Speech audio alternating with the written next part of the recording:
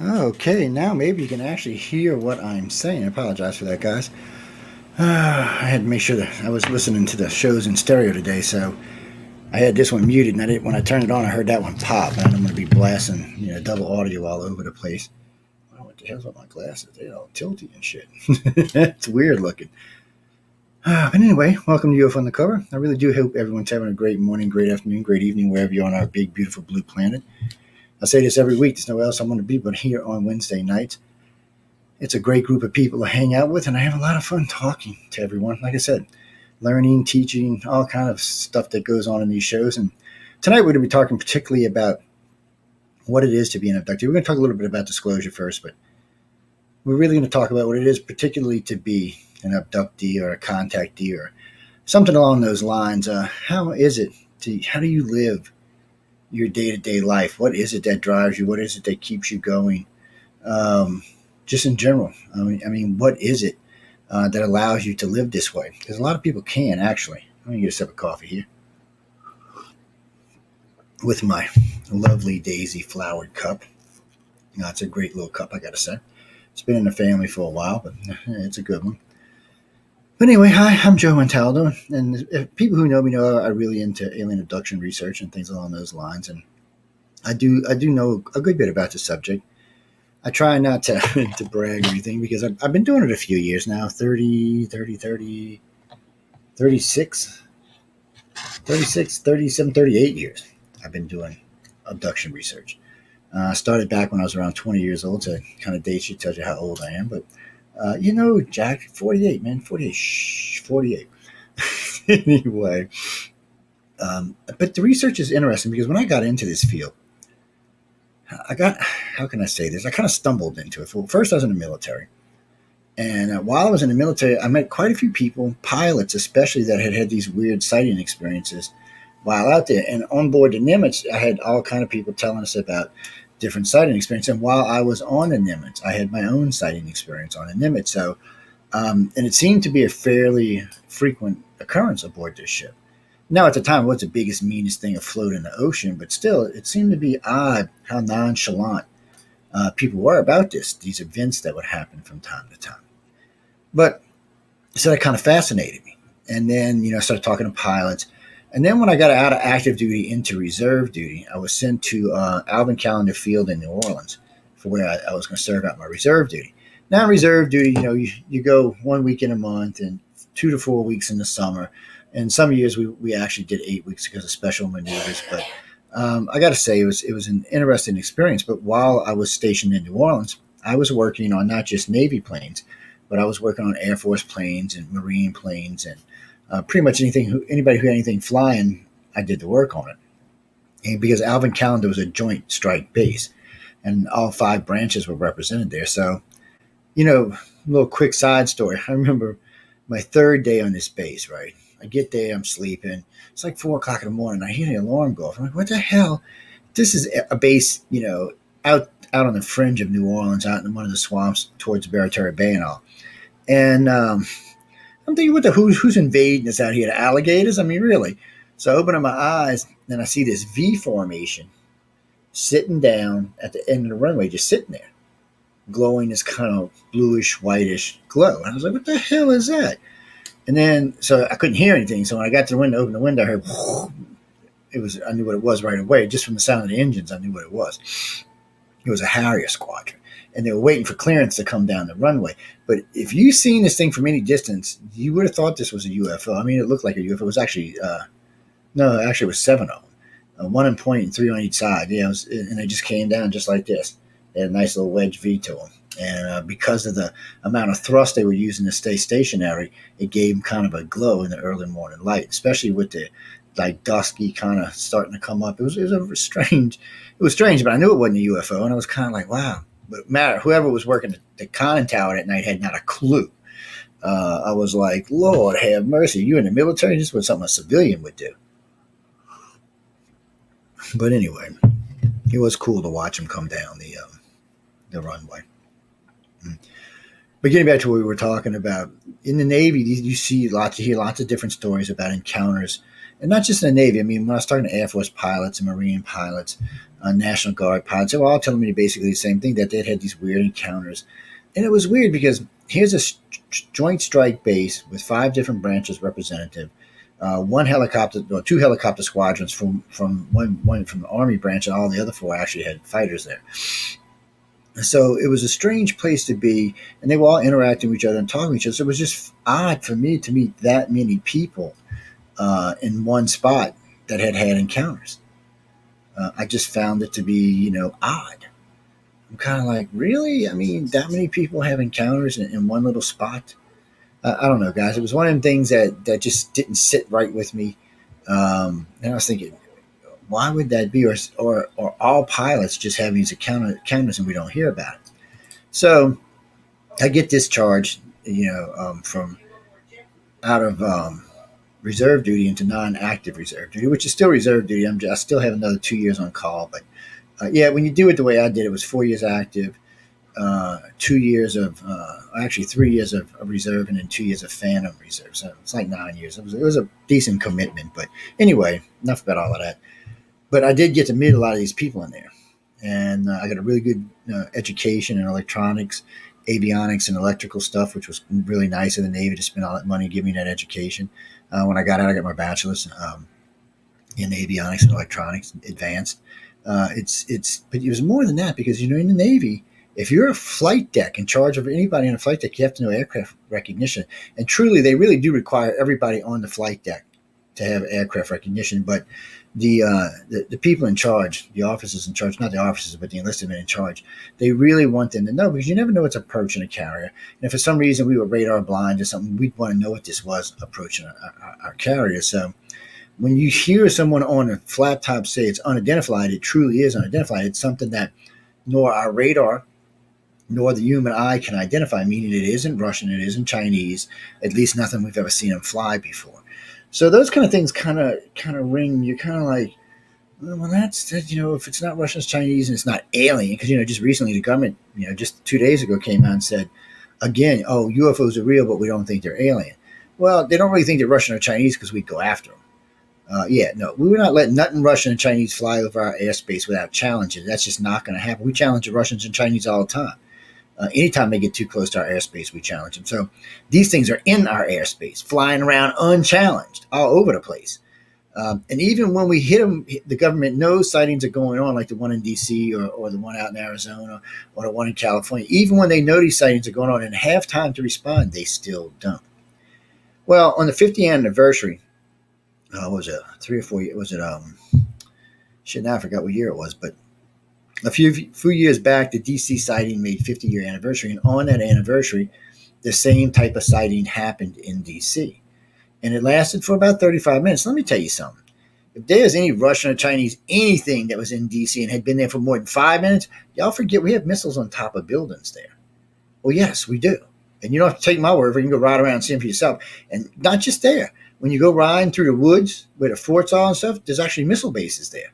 Missile launches there. Yeah, no, they're open where the public can see them. So it's not like we don't have the capability to defend DC. We do, but for some reason we choose not to. We don't launch any jets. Even though the first one they did launch jets. Now the second one, this isn't funny. So it's there for like 20 minutes. And the military's aware of it because later on the Air Force made a statement about it. And later on the Air Force did send a sole F-16 up to go check it out. It was about 22 minutes into the sighting. They sent up an F-16. Kind of trying to follow suit of the original sighting that happened back 50 years before that. The whole thing was odd. The local media caught it. It made the news. It was on all the big networks. Everybody picked it up in 50th anniversary. But what did it mean? And why didn't we challenge it? Why didn't we launch one of their missiles at it? I mean, it could have been embarrassing when the thing just darted off enough of our missiles sitting there and land on something in D.C., but still, we didn't even try to challenge it. We just said, screw it, we're not going to bother with it. Arizona, this thing, how long was Phoenix Lights lasted? Do y'all remember? It lasted quite some time. And not at any time did any military craft of any type, any missile, any jet, any drone, approach this thing. You don't find that just a little bit odd? Yet Russia just scrapes the Alaskan airspace, and we got 4 fighter jets up there escorting them out. China, he gets close to Europe. We got 4 fighters up there escorting him out. But here's this thing hovering over Phoenix, like, hey, I'm here. You look, hi, I'm here. Hey, look, I'm here. Look, people, I'm here. Still nothing. Crickets. I know. And then on top of that, how many people live in Phoenix? A lot, right? What's the population of Phoenix? I'd have to look it up to be sure. But for the population of Phoenix and the amount of people that saw this UFO, it's not even close.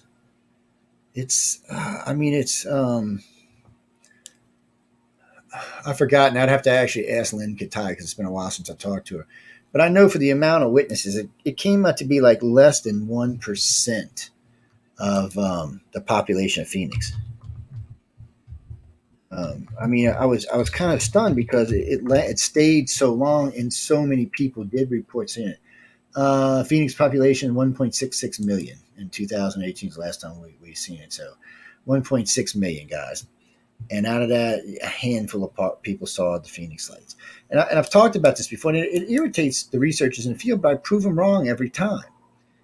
We've had multiple mass sightings, not just in this country, but in other countries and around the world. And we've had them in cities like Mexico City, Phoenix, Arizona, the capital of Belgium. We've had them in Scandinavian countries. We had them in European countries. We've had them in Italy and Spain, in Mediterranean countries, Middle and Eastern countries where they've sat for hours on end. And no one challenges them. No one. And I'm telling you now, I guarantee you most of these governments do not know what these things are. And still, no one challenges them. Not one Air Force that I know of, except back in the 60s, even tried to shoot one of these down. From the stories I heard from a few that were shot at in the 60s, you don't want to shoot at them anyway. I don't think they exactly take kindly to being shot at. Yeah, it seems to hack them off a little bit. And you can't blame them. I mean, you're shooting at them. No, you really are. Oh, coming up too, before I get all into the subject too much, let me see. This Friday, no, not this Friday. 2 Fridays from now, then the following Wednesday and the following Friday. So the last Friday of the month, the last Wednesday and Friday of the month. Let me just do this right. The third and fourth Friday of the month, and the last Wednesday of the month, John Goodwin and Emily Goodwin will be joining me, and we'll be talking about the People's Choice Awards because we have 3 shows up for People's Choice. Now, imagine Amelia Pisano and my buddy Michelle DeRoche will be joining us to talk about it too, because their show is up for the award too. So it's 3 of us with shows up for the awards. We're going to be getting into quite a bit of detail about what the shows are, who the hosts are, what's going on, how y'all can vote, how you can get involved. We'd like to win some awards. We won some. We got honorable mention from iHeart. We've got best broadcaster locally for 2 years in a row in New Orleans. So, I mean, we're winning awards, but I'd like to win some more. Greedy. But anyway, enough about that. Be sure to come check those shows out. John and Emily are always a blast to have on. Kirby, you're talking about, oh no, she's a sweetie pie, yeah. That's who sent me the pad.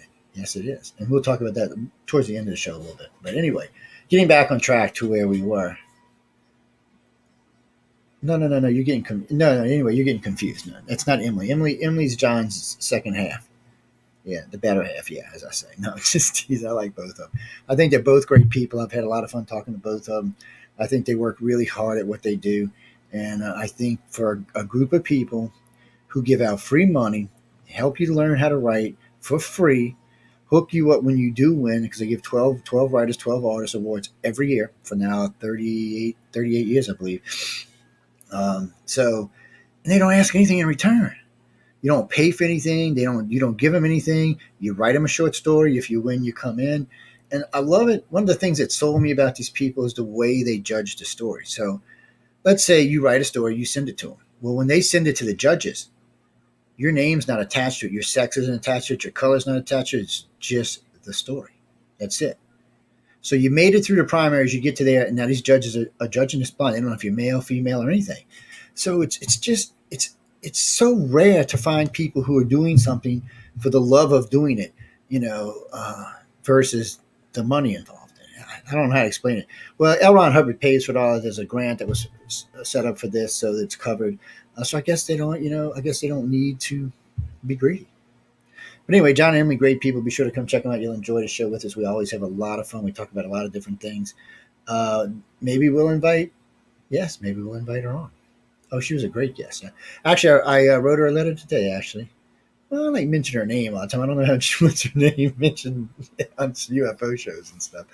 I'll have to ask her next time I talk to her, though.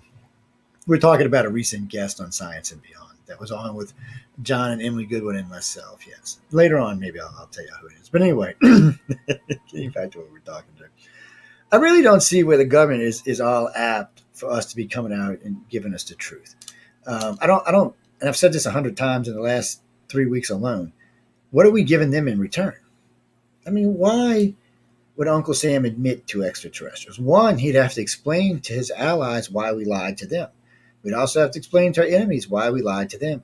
And then we'd have to tell them whether or not we had technology, which is, of course, we'd lie about, but they would think we were lying. Even if we weren't, they would think we were lying. And then there's restitution for all abductees and contactees for allowing them to be taken and experimented on, and their children and grandchildren, and so on and so forth. I mean, you go back several hundred years, several thousand years. Sorry, guys. You can go back several thousand years, and to be restitution. I mean, a contactee family line, you could be a multi-billionaire when it's all done and over with. So again, what are you going to give the government? You're going to have to give the government amnesty at the very least. The full, and not just the government. Don't think there's not a lot of non-government entities involved in this. Mm-hmm. I don't want to say companies per se, but individuals from companies. Well, if the Men in Black exist, they're not military and they're not government. They're probably a correlation of people from both. Retired generals, retired colonels, big people from Boeing, Lockheed, some of these other big companies out there. Yeah, and they all just got together. And even there, I bet you it's still pretty compartmentalized in what they know. And I've said this, just recently the government put this out just a couple of days ago that not ufologists, but true researchers, alien researchers, probably know more than they do. I've been saying that for 3 decades because I know a lot of people in the government, and every time I see one of them, they ask me like, Joe, hey, Joe, you got any new stuff? Can you tell me? No, I ain't telling you nothing, dude. Oh, come on, man, tell me. No. But I have said this on air publicly. I have no problem sharing data with the government, not people's names and stuff like that, but I don't have, because they're in it. We're all in this together. You have a group of extraterrestrials, at least 3 different types, abducting your citizens. Whether you want to call it good, bad, or indifferent doesn't really matter. They're still abducting your citizens. They never contacted the government. They've never formally asked these people, hey, Bob, I want to abduct you for the next 50 years. Do you mind? Oh, yeah, sure, man. What are you going to do? You're going to do what? Yeah, but still, it's okay. Yeah, whatever. And since they start abducting at birth or pre-birth, you can't give your consent anyway. Now, I don't want to hear the bullshit. I gave my consent in the last lifetime. That's bullish crapola is what that is. Yeah, that's just I don't know what y'all are trying to do there. No, that just doesn't float. No, you didn't. You didn't give it in this lifetime. You didn't give it in the last lifetime. Now you can say your great grandfather or grandmother removed 1,000 times. Maybe they gave them permission. Back when they were scraping skins off of animals and cooking them over the fire outside, maybe they gave them permission to abduct the whole family. Oh, hey, yeah, Mr. Hill, you're going to feed me? Yeah, you can abduct the whole family line. I don't care. I'm just saying because that's where it started. It started way back when. They took original people and they only abducted family lines. I get so tired of people.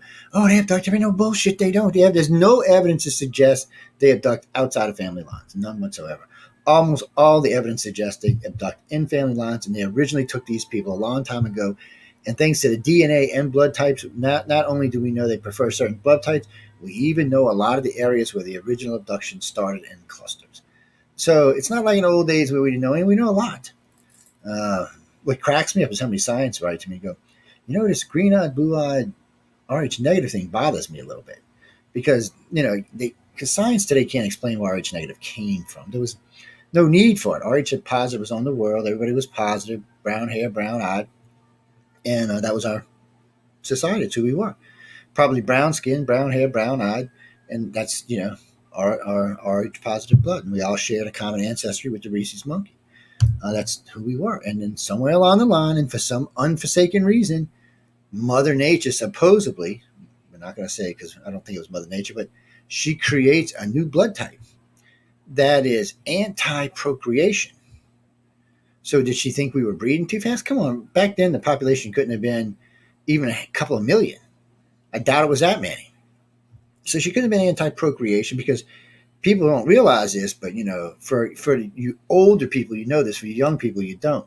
But back in the day, from up until about the late 70s, you had to have a blood test to get married in any country because Rh negative and Rh positive can cause stillborn babies, blue babies, whatever you want to call them. And it happened a lot until someone figured out how to create a shot for this. I think they call it the anti-dinogen D gene.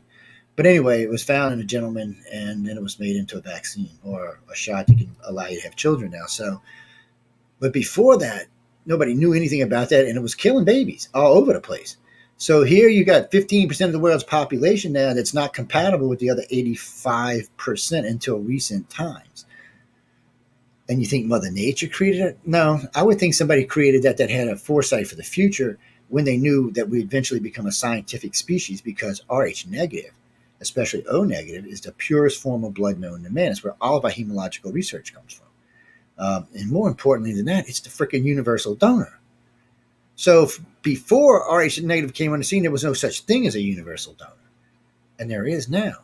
And they can give blood. Rh negative people can give blood to anybody, but they can only take Rh negative blood. So technically, that makes their blood type rarer than AB negative or AB positive, which is only 1.5%. And the reason I say that is because ABs can take Rh negative, but Rh negative can't take ABs. Yeah, so you see, technically, it is the shortest amount of blood. And it can be used anything. It also freed up a lot of space in ambulances and hospitals and ships and stuff like that because there was no longer a need to carry, the 4 different blood types, or actually technically 8 because it's AB negative and positive. There was no need to carry it.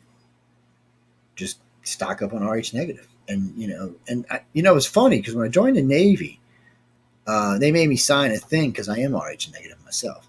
And I was like, what? Yes, you can be used. All military is tricky wiki. You got to watch them. There's lots of stuff in these little contracts you sign, like they can do experimentation on you without your permission. Yeah, bullshit. Man, you need to read these things. I'm telling you, if you join the military, be sure you read it. You're going to probably still go anyway, but they got a lot of leeway with you and your body. But nobody knew what any of this meant. I mean, when we started doing this, no one thought anything about any of this. So we decided. I was talking with a friend of mine, November Hansen. This was about 22 years ago, maybe 20 years ago. We were in a chat group, and we were talking about blood types and if there was any correlation to, abduction. And we really had no idea. It still took another 5 years, another 4 years after that, before the survey was launched. It was launched about 2 years before Katrina, so it's 17, 18 years old now. And there's a lot of people that have taken this survey now, and so we've got ICAR's database right now, which is about 68,000 abduction cases on file worldwide.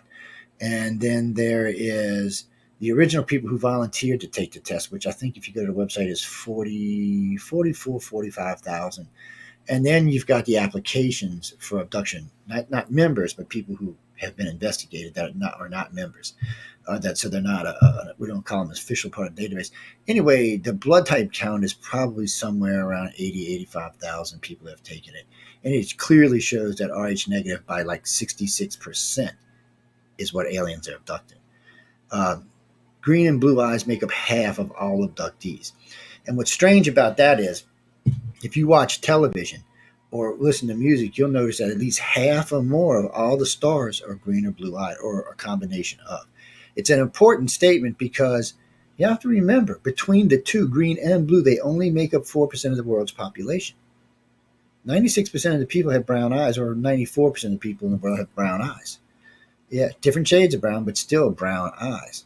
So it's a very slim amount of people. So it's very important when they show up in these researches like this abduction research, because it makes you think that the aliens are either responsible for the mutation or are tracking the mutation, because green and blue and Rh negative are mutations out of the norm. They weren't originally part of the human species. They mutated. For whatever reason, whatever caused them, whether it was Mother Nature, aliens, or something in the environment, something caused these mutations in the human race. A lot of people think it's when the reptilians, stole the women from the human aliens and bred, and that's what made us. Some people say it's the Greys. I don't really know, but I don't think it was an accident, because too many of them point back to that Rh negative. Um, and then there's the other weird thing that Rh negatives make up 15% of the world's population, and the estimated abduction population is around 15 million. 15%. Yeah, much higher than 15 million. Sorry, about 15%. So, and that's amongst most researchers in the field will tell you between 10 and 15% of the population has been taken. Now, that doesn't mean they're being taken all the time. It doesn't mean they're being taken entirely for life. About half of them, their contact will probably stop in their mid 30s somewhere because they're no longer useful. They'll just take their kids.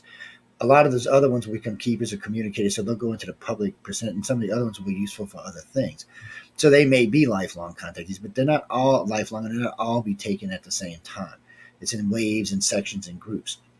And you have to remember, first off, we're talking about three different races abducted people, but large groups of these races. It's not like, it's like three grays may be assigned 100 contactees. There may be 300,000 grays or even 3 million grays working the project. We don't really know. So that puts the population that they're managing much larger than any of us want to think, which in some ways is a good thing if you listen to some of the agendas. But anyway, before we move on to a little bit more deep into abductions, if you really want disclosure, people, you're going to have to be willing to give the government amnesty. The government and its allies amnesty. Without it, there's not going to be ever going to be disclosure because it'll become a big furball. So we, the people, will have to forgive our government for being we, the government, and move on. I don't know if it's possible. When I talk to abductees about this, they're not feeling it. They're feeling like they're going to sue. They're going to go after the government, which you can't really blame them. I mean, the government let it happen. Not that I think the government could have ever stopped this. I really don't. I don't think anybody could stop this. I don't think, no humans alive can stop this. I don't think any government or anybody associated to any governments can stop this. The only people who really can stop this is the aliens, and they do when they don't think you're useful anymore. They use you until they don't need you anymore. It's just part of their program, and it's scary because they have several agendas running, and we're part of the agendas. We're not the agenda. That's what bothers me about this. There's nothing that points that humans are the agenda. We're just part of a couple of the agendas that they're working on. So it's like it's beneficial to us to work on these agendas because whoever's being needed or used, if something goes wrong, will probably be saved. The rest of them probably will go bye-bye. And they talk about the Holocaust dreams and stuff like that. Got about a third of contactees have talking about the things that are coming, how mankind's going to go the way of the dodo bird and stuff like that for the most of mankind anyway. And there's also another thing about disclosure. As far as the aliens and the government's concerned, everybody who needs to know knows. So yeah, because when it comes to abductees and contactees, they know they're being taken, and that's really the ones being affected. So that's everybody who needs to know knows. And if you're in the government and you know, then if you need to know, you know. If you don't, you don't. So again, everyone who needs to know knows. Everybody else is a consequence. If they find out, fine. I don't think the aliens care if the whole population knew they were here. It doesn't seem to phase them anyway because you can't see them anyhow. As far as I know, only people who have been touched by extraterrestrials see UFO craft.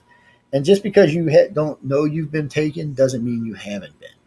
If you've seen a UFO, the odds that you've been taken are extremely high because for me, those are trigger events or trigger memories, whatever you want to call them. The old days used to call them cover memories, but they really are trigger memories because something just happened to you. Again, I will refer back to the Phoenix. 1.66 million people, 30 minutes over Phoenix. What, 1,000, 2,000 people saw it? Don't find that just a little bit odd. Mexico City, 24 hours, 22 million people. Yes, almost a million people saw it. But why didn't the other 21 million see it? And this is for every major city, every mass sighting you can find. You will find a good-sized group of people saw it, but you will find a much huger population didn't. 80 to 90% of the local population did not see these events. Why? Because they can't. They've never been touched by an idea. Because again, I'm going to say this again. UFOs don't have to show themselves. There's no need for them, like the Phoenix thing. There's no need for them just to hang out. The only reason you would think the Phoenix Lights thing held that if it was trying to show itself to somebody or if something had gone wrong. But since only the contactees seen it, maybe, and I've tried to tell this to these people before, maybe the event was for them. It's just simply to let you know you're not crazy. You could see this. You've seen it with your own eyes. Because a lot of contactees will say this to me all the time. I just want to see it with my own eyes. And usually within a couple of weeks of that time or a couple of days of that time, They get to see it with their own eyes because they need to know it's real. They need to be convinced. It's like anything else. They don't want to think they're being crazy. So they need convincing. And when you see a craft up close and personal, it's pretty convincing, especially if there's other people with you. But even if there's not, and I have been with groups of people. Here's a perfect one for you. Gulf Breeze, Florida. My wife and I lost 11 days down there. We're not going to get into that tonight, but we're standing. There's a fishing pier on Gulf Breeze Island. That used to be the old bridge that went across, but they made it a fishing pier. So we're out there. Unsolved Mysteries is out there. There's two other filming companies out there. The mayor, the police chief, quite a few other city officials, 3 different newspapers, and at least 300 citizens were out there. So they estimate the crowd somewhere between 400 and 500 people. So we're all on this bridge. Now we see this thing coming. It's green. It's green. It's green. It's glowing underwater. It's booking. It's coming from inside the Pensacola Bay. Woo, just cruising along. It comes down. There's 3 sets of bridges there, and then the railroad trestle. There's the fishing pier, the 2 bridges that bring you in and out of Gulf Breeze and to Pensacola, and the fishing pier. I mean, not the fishing pier, the railroad trestle. So it comes out, boom, goes underneath the 2 bridges, boom, boom, goes in the channel because whatever it is must be pretty big. So it goes out past the last bridge and stops, and it's just like pulsating, glowing green in the water. And it just lifts up, straight up, and you see this like globs of molten gold just dripping off of it, like splots hitting the water. And then it just kind of goes up, goes like you could tell it was building up to take off, and it was like blink, and it was gone. Like a doorway open and closed. It didn't look like it jetted off in any direction. It just looked like it crossed into a dimension or crossed into a wormhole or some type of portal or something. But there wasn't even an actual portal scene. So, to make this clear, no one got any useful video footage. There was some stuff, but most of it was blurry and weird. But you could hear everybody talking, which is cool, though. You could hear a lot of the chatter about what was going on, but you couldn't see anything. Then, I forgot which one it was. I think it was Untold Mysteries. Somebody stopped at the end of the bridge and asked everybody coming off the bridge what they saw. So out of the 400 and some odd people that were on that bridge, 260 did not see anything at all the whole entire time. How's that possible? The other 200 people saw it. And there's audio tape of the whole thing. And there is some video that's, like I said, it's kind of blurry, but there is there. But those other people didn't see it. Gulf Breeze again. Ed Walters. UFO hovering over the high school. People in Gulf Breeze see it. The majority of citizens do not. But a couple hundred people still saw it. Gulf Breeze is a little bedroom community of Pensacola, but still a couple hundred people saw it. But the majority of citizens, a few thousand that lived there, didn't. So the more you delve into this, the more you find that only certain groups of people see UFOs. And when you test those groups of people, you find out that overwhelmingly they're Rh negative, and at least half of them have green or blue eyes. So it shows you right there that they're connected to whatever's going on. And there's no need to even argue the fact because now you have a transition, bam, bam, bam, bam, bam. Thanks to new evidence, we can doesn't prove 100% you've been taken by aliens, but it just showed as a transition from what we've been talking about. So these people who've seen these craft, have had weird events in their life and may be Rh negative, but you can bet your ass they've had some kind of weirdness in their life. Usually it shows up in dreams, but still it's there. And those are the people who are seeing these UFOs. People tell me all the time, well, I've never been taken. I've saw a UFO. I said, well, describe. I said, you saw an alien craft, or did you just see like a light off in the sky? Because that's not an alien craft. That is truly a UFO, an unidentified flying object. I'm talking about, what you saw is not ours. Yeah, you look up at the sky and you go, oh shit, does not belong to anybody on this planet. Then you've had an encounter. And odds are that's either the moment they picked you up or the moment they put you back. Don't believe me? Ask Travis Walton about the conversation him and I had about what happened to him. Yeah, he was a handoff is what he was. Every now and then the government hands off a contactee to the government. I mean, the aliens hand off a contactee to the government. For whatever reason. There's lots of speculation to why.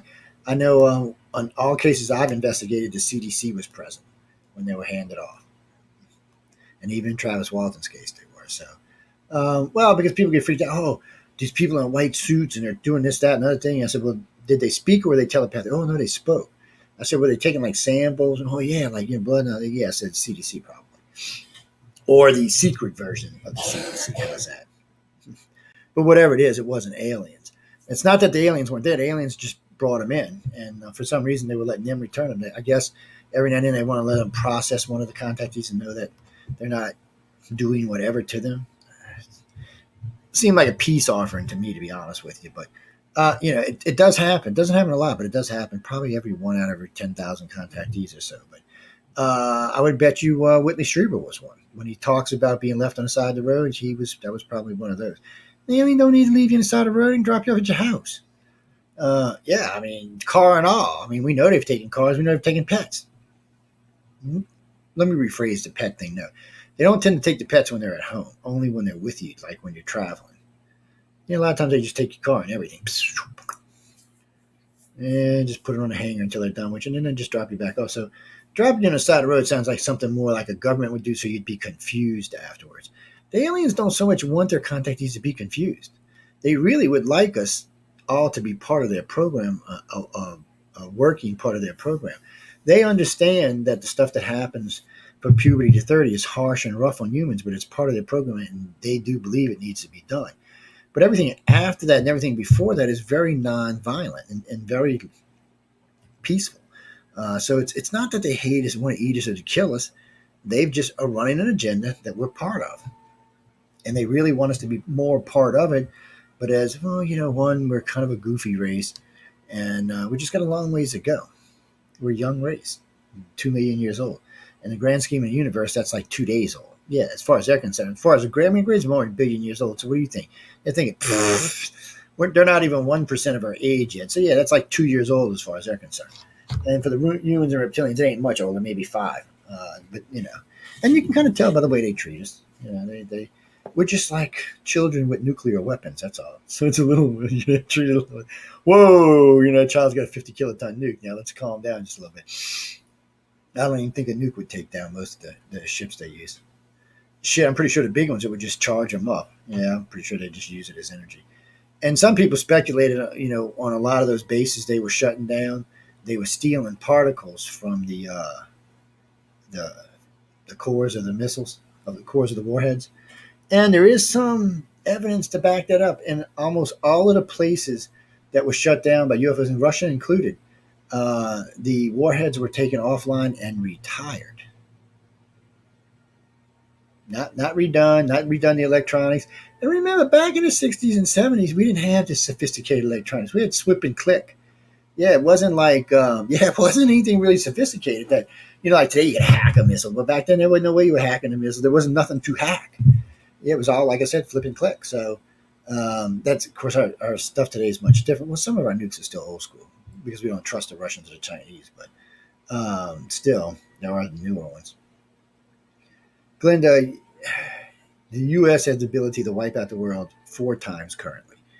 Completely and utterly destroy both the northern and lower hemisphere, leaving nothing alive on the surface of this planet at all. And of course, with that amount of radiation we're talking, there'd be nothing alive in the ocean either. It would take probably 100,000 years for the radiation to dissipate, probably another 500,000 for life to return. And then you come back in about 1 million years, you wouldn't even know nothing happened to the planet. Yeah, Gaia would repair, but we wouldn't be here, at least not in this form. Oh, there'll be people who try to survive and go underground and go here and go there, but is that the life you want to live? Really? As a society, we all know it doesn't matter who you are. It doesn't matter if you're Xi Jinping. It doesn't matter if you're Putin. It doesn't even matter if you crack a Joe Biden. You know nuclear war is not good for anybody. It's not good for the economy. It's not good for your children. And every leader right now has children and families. They don't want to see that go down. They want their power because they're greedy bastards. But in the end, they're not willing to wipe out 7 billion people to get it, because then there is no power, is there? If you wipe everybody out, there's nothing to rule, is there? So I don't know.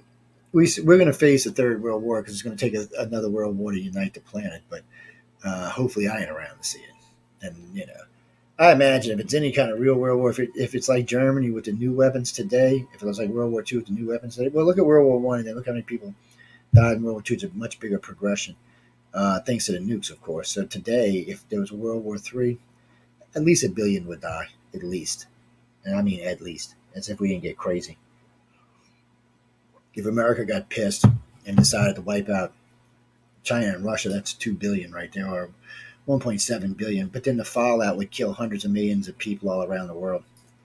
And that's if Russia and China didn't get no missiles off and kill all of us in Europe. So, in the first day, technically, in an all-out, full-out volley, the first day we'll probably see 3.5 billion dead in the first day. By the end of the week, it'll be closer to 7 billion. And there'll still be people alive. We'll still have submarines floating around with nukes on board to make sure nobody else survives. Yes, and what for what? For what? Nobody wants that. No one. You would think after 3,000 years of fighting, we would have got over this. But we still can't. We still got a fraction and divide. We can't even be a one world government because we just can't get along. It's because we like greedy bastards getting power that shouldn't be there. But what can you do? And again, the aliens don't seem to care. It doesn't seem to worry them. I guess they realize if we wipe out the planet, they get a free planet because they can clean that up. I bet you they got the technology to easily clean up radiation and stuff like that. So I don't really foresee them even considering that a bad thing for us, just other than for the humans. And I guess their contactees, they would probably take off world until it was time to put them back or put them on board a ship or something. I don't think they're going to let their whatever their project they're running die because the humans are too stupid to realize what's going on. And in the Holocaust dreams, most of them talk about retrieval crews, keepers that are on the planet that are upgraded so they go around and make sure all the contactees that are going off world get off world, that they meet in specific groups and stuff. So I don't know. They talk about that kind of stuff a lot. But anyway, let's get into what we're going to talk about tonight. And because I know we've been floating around a couple things there, but I kind of want to get into let's see what time it is. So yeah, because Daddy Michelle is a taskmaster, man. If I'm late, she's all like, "Let me put the shocker on you and shit." I know you gotta watch it. And Mia, you ain't no better. And then if I don't behave, they send me pictures of food to make me hungry all the time. I know it's like some kind of weird Canadian torture. But what is it? A day in the life of a contactee or an abductee. What is it like to be a contactee? So let's start at what is it like to be an abductee. So you wake up one morning and you've got this weird sense of dread or worry or weariness in your head because you've had this dream where you've seen aliens and them doing stuff to you on board a craft. And this may be when you were younger, when you're older, you might be flashing back, but it really wakes you up and it really makes you start asking questions. And this is how you know the difference between just a regular dream and an awakening dream, that this is something that's going on in your life. And what I mean by that is when you wake up from that dream, you have a thirst and energy to go find out what the hell you're dreaming about. And usually lead you to a specific group or specific person. I cannot tell you how many people have woke up with a dream, went and started doing abduction research, and contacted with me within a month of having the dream. It's a weird thing. And when I tell them, well, I said, if you found me, you must have been meant to find me, because it's not like I go ramming all over the universe saying I do this. I mean, I am out there, but still, for it to happen just like that is a little odd to me, like something's driving a particular direction. But this happens all the time to people. So they have these dreams, and a lot of times it's scary, different things that happen to them. Body parts may have been removed. They may have been taxed physically to do particular things. They may have been put in scenarios where it felt like they were in a wartime situation, or a situation where they had to kill or save someone. These are hologram scenarios, but they're really designed to distress mentally and physically the body, to see what limits humans will go to and for what. Because a lot of the testing seems to be loyalties. And what I mean by that is, so they'll put you in a battle situation, or some type of situation like a saving situation, and how do you choose who you're going to save? Now, for most humans, it's because there's a bond there, so they'll save someone. But if you're in a battlefield and you don't even know these five people, how do you choose? You can only save one of them. How do you choose which one? And I think they're fascinated by a lot of that. How do we come up with that decision? What is the thought process? And it's other weird decisions that we make. They really just want to understand what it is, why humans want to make this type of decision. But anyway, for abductees, this is really scary shit. They're waking up. They start, and the more they think about this dream, the more these dreams start happening. And at first, it'll just be reoccurring 3, 4, 5 times in a month, 6, 7 times in a month. All of a sudden, it'll become more reoccurring, but it'll start adding stuff to it. Other things, other memories will start popping out, and the more you concentrate on it, the more you think about it, the more shit that pops out. And I tell people all the time, get relaxed, light a candle or something, get in a dark room, sit somewhere where you can just just let yourself go and think about this. And a lot of this will come to you while you're consciously awake, which makes it easier to understand. The subconscious is a confusing bitch sometimes, and the way it throws things in and out at you. But consciously, if you're having these dreams are coming back, a lot of times you can make more sense out of it. And always write it down. Because believe it or not, when you write them down for a few weeks, a lot of times they start to make sense. Um, but anyway, so these contactees are really having a hard time, and if they got a spouse, a boyfriend, a wife, a husband, whatever they might have, you're starting to act a little weird now. You're wanting to miss work. You're cranky. You're aggravated. You're trying to figure out what's going on. Are you crazy? Do I need to go see a psychiatrist? Why do I feel this way? Why do I feel antsy? Why do I feel like somebody's watching me? Why do I feel like this is just happening to me? Why doesn't anybody around me notice this? It starts to become overwhelming, and your brain starts working on overtime trying to figure out what this is. So either at this point you either shut down and forget about it, and I mean you just forget about it. You lock it in a closet somewhere, and that's the end of it. You don't let it out again, because if you do, that'll probably drive you batshit crazy. Others start digging into it, trying to figure out why it is, and that just drives it even more. And then they find themselves in like a frenzy, looking for information and talking to people. And there's so much data out there about this. Some of it good, some of it garbage, some of it in between. That you gotta wade through a lot of bullshit to get anything legitimate out of ufology. Abduction research is a little better, but ufology, I mean, you literally got to wade through a shitload of crap before you get to any truth. In abduction research, as long as you get a decent researcher, you'll get a lot more decent answers, off the bat. But so now here you are, your mind's racing, your body's wanting to get involved. You're trying to figure out what this. You want to tell your spouse, but then you're thinking, oh no, I might end up divorced. Then one day your kid comes up to you and says, "Mommy or Daddy, I thought I seen an alien in my room last night." Well, you instantly get defensive and pissed. So now you're in a position, they're taking your kid, and you'll be aware of it. So next time you're on your ship, you'll probably look for your kid, which you'll probably see, which will just piss you off more. So then now they're taking you and your child or your children, and you still haven't told your spouse. So week goes by, 2 weeks go by, you walk up, "Hey, honey, I need to talk to you about something." "Okay, baby, what you want to talk about?" I don't know how to tell you this, but I think aliens are taking me." "Really?" "Not just me, I think they're taking the kids." "Oh, really?" And now all of a sudden you're starting to try to push it. Now, he or she may think you're crazy or laugh it off or whatever. But from that point forward, you're driving this now. You're trying to prove to yourself. You're really trying to prove it to the individual, but by proving it to the individual, you're trying to prove it to yourself, is what you're doing. So you're really pushing, and you're probably pissing them off and making them nervous and making them scared, because now they're thinking, "Oh, my wife and my husband are thinking, oh my God, aliens are taking them. They think they're taking my kids." And are they sane? Can they be trusted with the kids? What the hell's going on? A lot of times it ends up in divorce. A lot of times the contactee or the abductee loses the children because they're saying they're being taken by aliens, even though the kids are screaming, "We're being taken by aliens." That just makes it worse, because then they know for sure you've brainwashed your children. So then they send your kids to therapy to try to convince them that's not ever happening, which of course just makes it life harder down the line when they find out that it is happening. So it's a damned if you do, damned if you don't. But a day in abductee's life is hard, because they're going through the awakening process. It's when you come out of the closet as an abductee, it's harsh, man. "Oh no, Bruce, it's worse than coming out as being gay." My gay friends leave and tell you that, because I had a friend of mine gay and a contactee. He said it was much harder to come out as an abductee than it was to be coming out as gay. Oh, he'll tell you every time too. Well, because gay is one thing, and we can look at it this way, or people can bitch or hung or whatever, but it's part of life.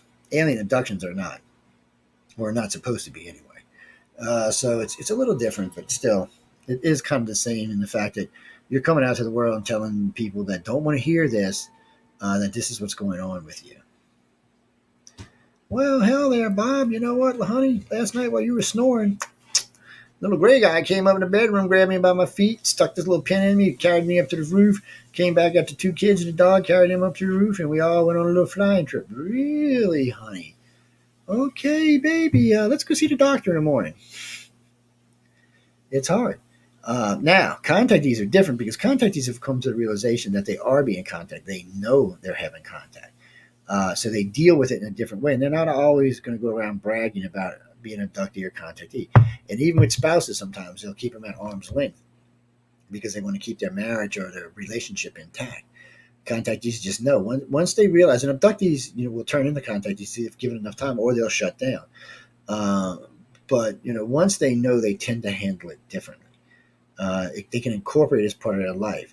They consider it. A lot of them consider it a gift. Once you break about 30, and you realize you have psychic abilities, even at a young age, you can use the psychic abilities. Most of us would, or would do it instinctively. But once you get through the bad stuff, you realize that hey, this ain't all bad.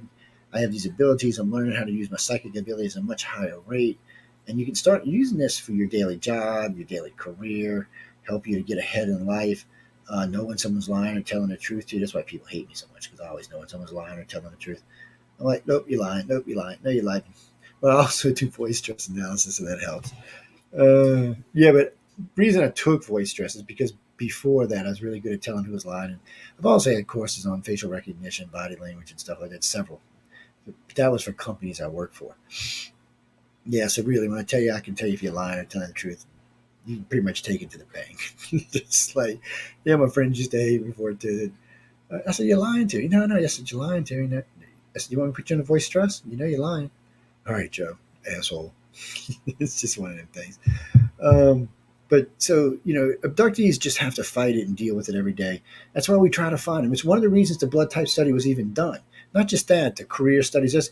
There's 16 different studies running on the ICAR site that's been there. Most of them have been there from anywhere from 15 to 21 years. That's how long these polls have been, well, not polls, but these studies have been running. So there's lots of data involved in this. And I remember November Johansson put the Mosaic report together about the grades. It was a really good one. As a matter of fact, it's still available on the website even today. And since then, we've learned a lot more. That was about 12 years ago. And since then, we've learned a whole lot more. But when it comes to this, we know a lot about extraterrestrials these days. And when it comes to, abductees, yes, they got to deal with this. And they have to make a conscious choice somewhere along the line. Do I want to go forward and let this consume my life and hopefully I can handle it? Or do I want to shut this down and just pretend like it's never happened? And really, once you shut it down, they won't let you remember anything. You won't see UFOs, and you won't see anything. You'll just go back to whatever little boring life you had before that, or exciting life, whatever it was. And that'll be the end of that. The only reason they even let you see anything is somewhere doing contact, you showed them that you might be useful, or you might have an interest in what they're doing. That's the only reason. Everybody else, they just shut down and send back. There's no reason to let you see this, that, or the other thing. And a lot of the old trigger memories, a lot of the old cover memories were probably MILAB, not alien. Because the government's a little bit more sloppy about the way they cover their memories up. That's why they take MILABs. So they can find out who the hell. They don't have any other way. It's not like the aliens are telling them anything. Well, hey, Biden, I'm Bob the Gray. Let me tell you, you suck as a president. Matter of fact, your last 10 presidents sucked. But I just wanted to tell you that because I'm Bob the Gray. Yeah, Bob don't want to talk to Biden. He thinks he's a cracker just like we do. He don't want to talk to Putin. He thinks he's an insane psychomaniac. He don't want to talk to Ping. It's another insane psychomaniac. Why would they want to talk to any of these? We don't want to talk to these guys. So why would an advanced extraterrestrial race want to talk to them? I mean, there's not many leaders on the planet that we find solace with these days. Most of them are just, we're trying to wonder how they got there. Y'all voted for him. Really? Well, nobody would have voted for that ass. But still, somehow they magically get into office. And there's no real way to challenge anything because it's always the same thing. There's no voter fraud. No, there's no voter fraud. Oh, no, there's no voter fraud. Not so voter fraud at all. Well, you know what? I think there might be a little bit of voter fraud. Before he writes to me, I'm not talking about this past election. I have no idea what I'm at. It doesn't bother me either shape, manner, form, or matter. Not really. I didn't vote for either one of them, so what can I tell you? It's not that big of a thing for me. Now, if it's cheating, it's a big thing. But you got to prove that. You can run around all day say cheating, and I don't know if it happened or not. Maybe we could ask the extraterrestrials, but yeah. Well, I can say extraterrestrials are purple, but I still got to prove it. Somewhere along the line, I'm gonna have to prove. Oh, well, you know what I mean? Them extras are purple with pink eyes. Well, yeah, well, Joe, we want to see that, man. Yeah, so it's the same thing with all the rest of that stuff. The contactees, on the other hand, they have a different understanding. They've have contact with the aliens. They're getting downloads. They're starting to understand programs.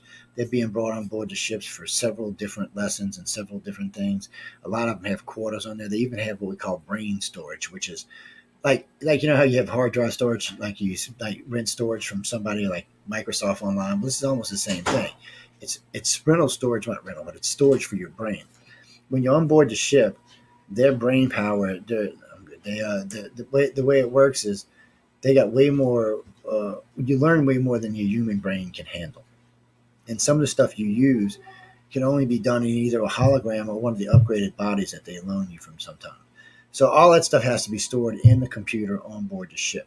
Now you can access all of it, and as long as you're nearby it or on board it, you can access it through telepathy. That's how it works.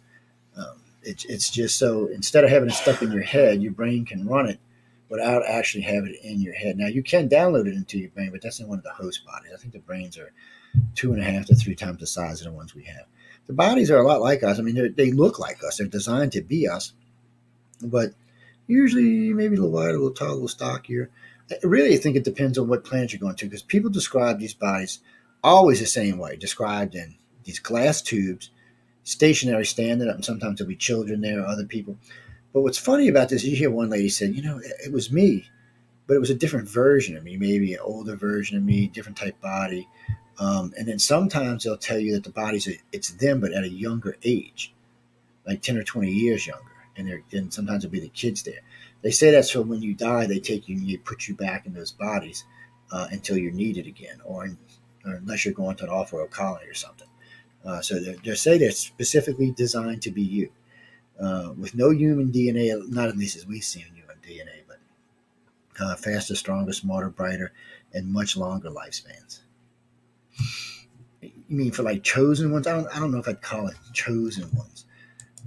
For whatever reason, that contactees and or families are taken. Nobody knows what the original reasons are. All we know is it did happen. That originally they took a bunch of people, and those family lines are what they abduct from today. And what's interesting about that is even if they took only 100 people, we know it's probably more than that, but even if they only took 100, the average family back then was 10 kids. So they took Jack had, they took Jen, she had 10 kids. And then each one of her kids, she had 5 females. They each all had 10 kids, and the sons all went and got somebody pregnant, had 10 kids. That's 100, just from the one family, and then that grows to the next family, grows to 1,000, the next family to 10,000, to the next family to 100,000.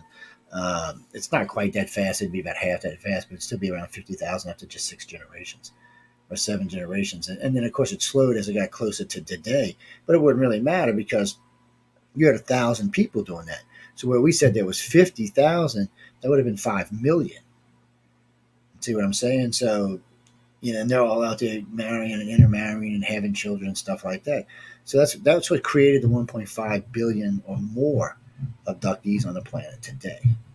And that's how it progressed out. It started out from a handful, and it's come to where it is today. And they abduct everyone. Like I said, they're not going to abduct them all for life because not all of them need to be abducted for life. Not all of them are going to fit the program or things they need from them. So those will start being abducted at whatever age. And then as long as they don't have children, they'll never see the aliens again. If they have children, they'll be back to get the kids and the grandkids and great grandkids and so on and so forth. They're looking for something specific, or they're designing something specific. That's a good question. If I told you that, they would kill all of y'all. And since there's a lot of people logged in tonight, we don't want that to happen. Yes, I don't want that on my soul.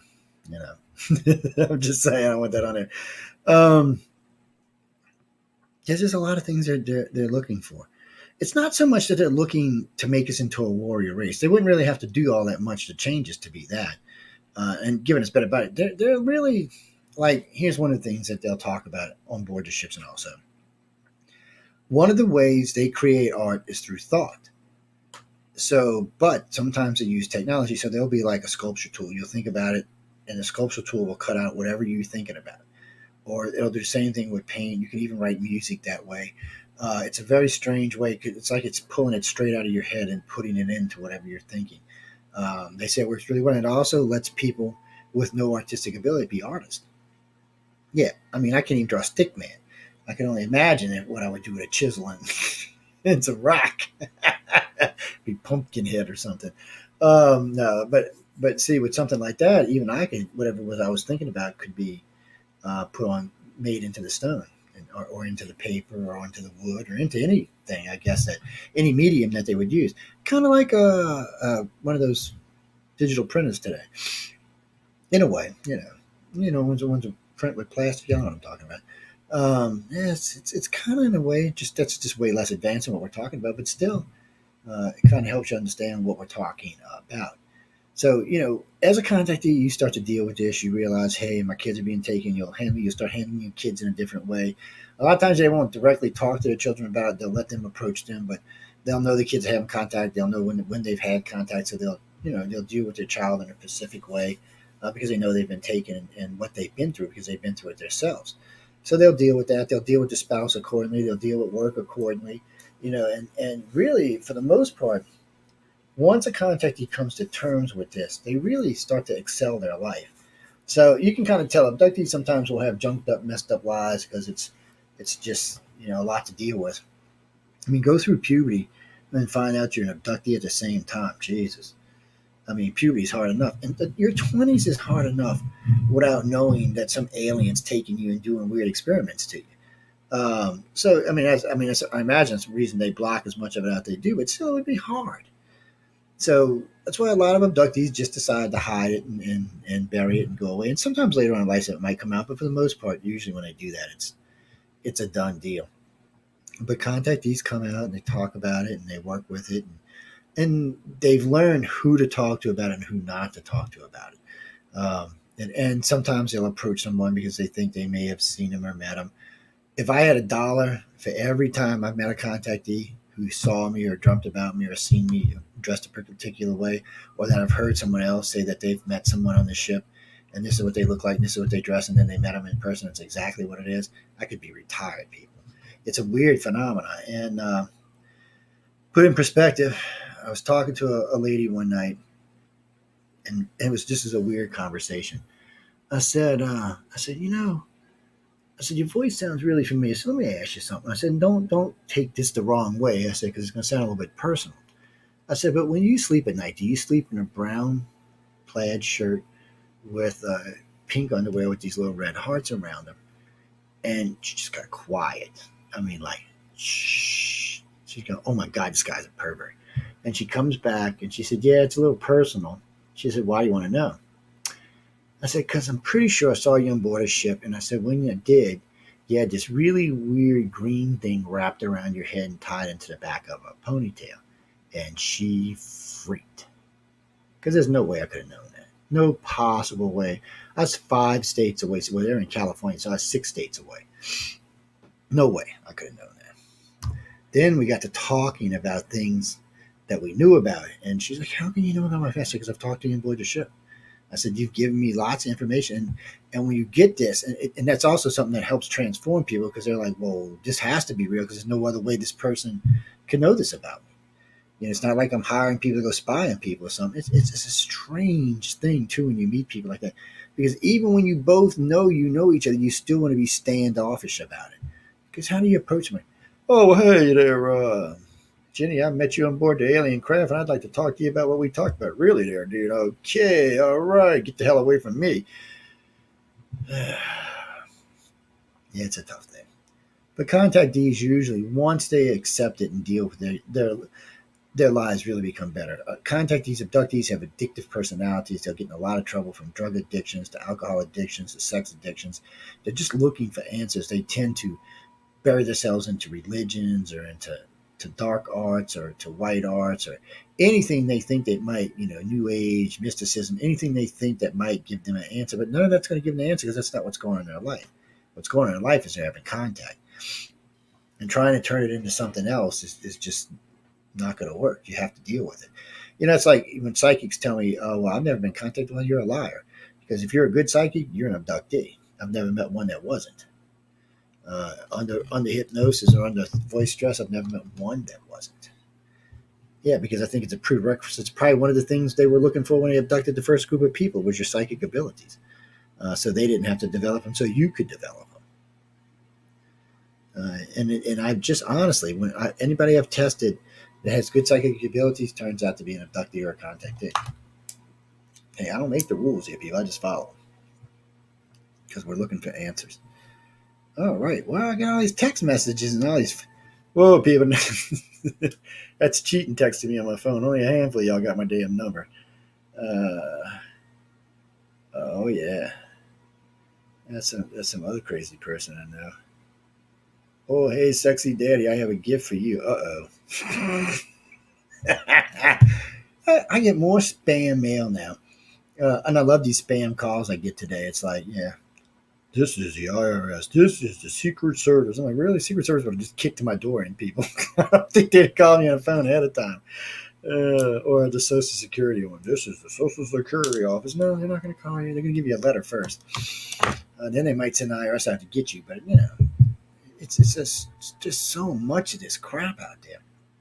You get all the spam in your emails. And I'm constantly, unsubscribing, deleting, get rid of this, get rid of that. Writing nasty letters. People, please do not spam my email. Stuff like that. But anyway, getting back to what we were talking about. Today being an abductee is different because coming out is not as bad as it was.